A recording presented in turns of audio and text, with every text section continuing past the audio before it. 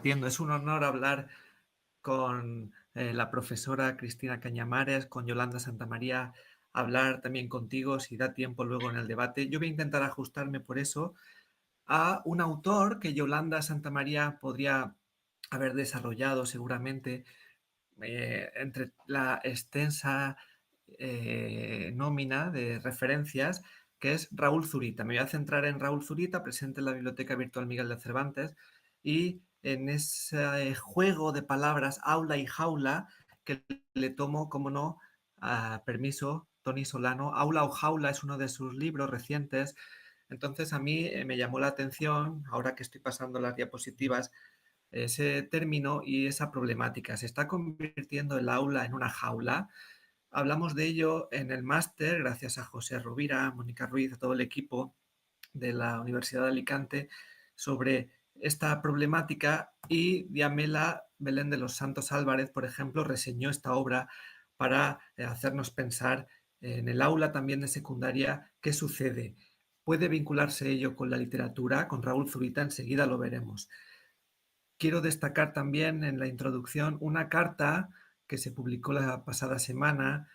No tengo que ver nada con ella, con esta carta, pero en ella se insistía en que el aula se estaba convirtiendo en una jaula. Precisamente en el diario Información hablaban de Orihuela, una mamá de niños de primero o segundo de la ESO se quejaba de algunas de las condiciones, en este caso debido al calor, a las altas temperaturas. Y también lo quiero relacionar con Miguel Hernández y un proyecto, La Nana de la Cebolla, que intenta ampliar el estudio a otros casos de poetas que han estado en la cárcel y han hablado de ello en su obra. Miguel Hernández es uno de los ejemplos, y en ese libro, en esa guía didáctica de 2022 que publiqué, pues intentaba animar a que se hiciera lo mismo con otras personas como Raúl Zurita. Y eso es lo que quiero proponer en estos minutos.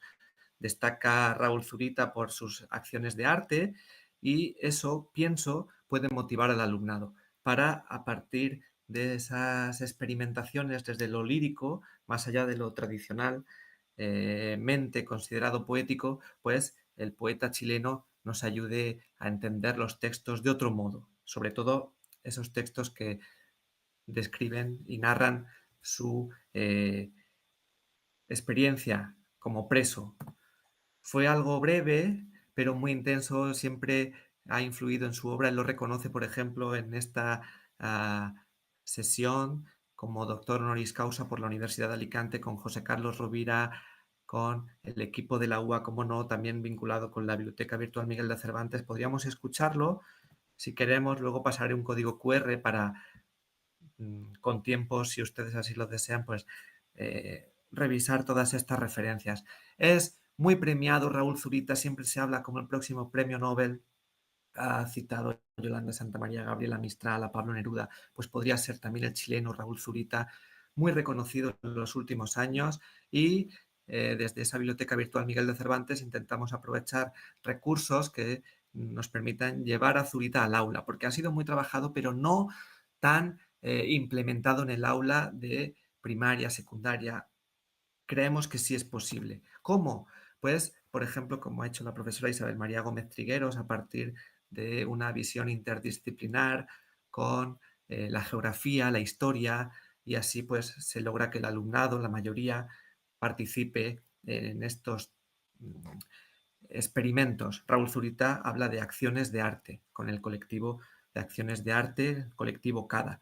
También citamos a Rovira Soler, a Rovira Collado, a todas las personas que han trabajado, por ejemplo, esta escritura en el cielo de Nueva York con aviones, a propósito de Mi Dios es hambre, y versos breves que están disponibles en la Biblioteca Virtual Miguel de Cervantes. Insisto en ello para que vean también en el desierto de Atacama, en este caso no en el cielo, sino en la tierra.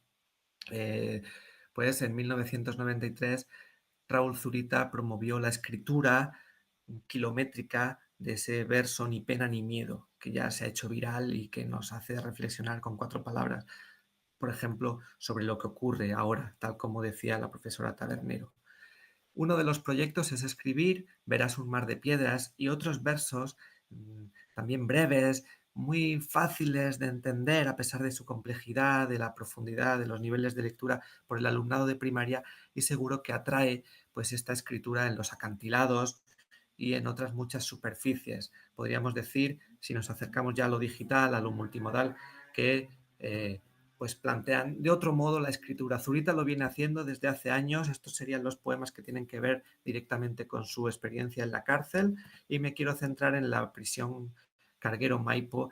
Ese poema habla de ese barco donde estuvo, como decía en el vídeo que no hemos podido por tiempo ver ahora mismo en la Universidad de Alicante, contaba cómo estuvo hacinado entre cuerpos que no sabía si estaban todavía vivos, solo podía ver las estrellas y aquí no podemos dejar de mencionar a Dante, que ha sido estudiado por Marisol, luego hablará, y esa sensación de prisión y al mismo tiempo de incertidumbre ante la posible ya pues desaparición de la libertad, incluso de la vida.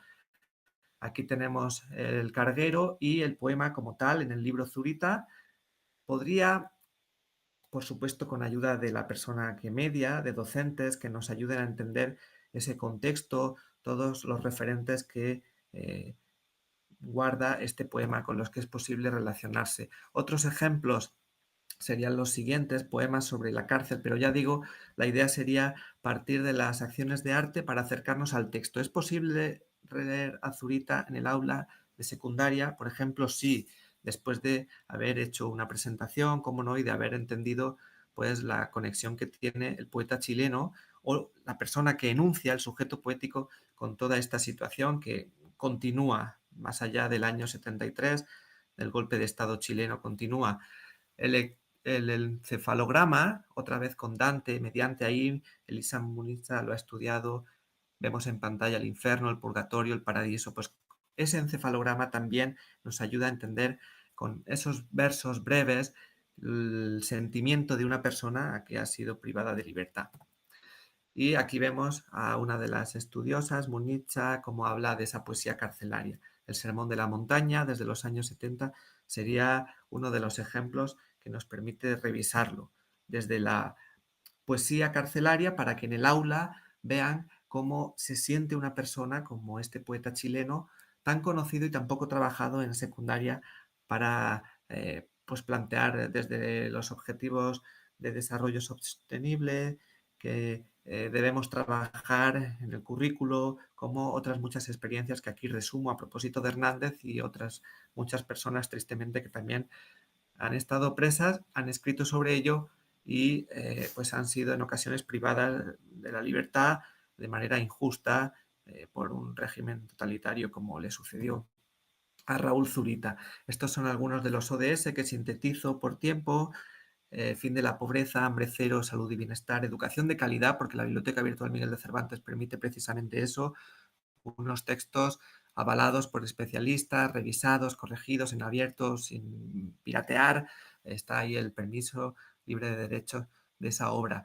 Y otros muchos que podrían incluso llevarnos a la inteligencia artificial, el uso del agua y algunas de las acciones de arte que tienen que ver también en los últimos años con publicaciones al respecto. Ya digo, no tanto de Zurita en el aula, sino de Zurita como autor ya canónico indispensable. El objetivo de esta aproximación es llevarlo al aula de secundaria, sobre todo, pero también de primaria por esas acciones de arte y otras obras que permitirían revisitar el canon desde Chile, La prisión, María Carolina Gale, Más allá de la poesía, o mujeres con talleres que escriben, que leen y que también podrían formar parte de esta publicación, Contribuciones desde Coatepec.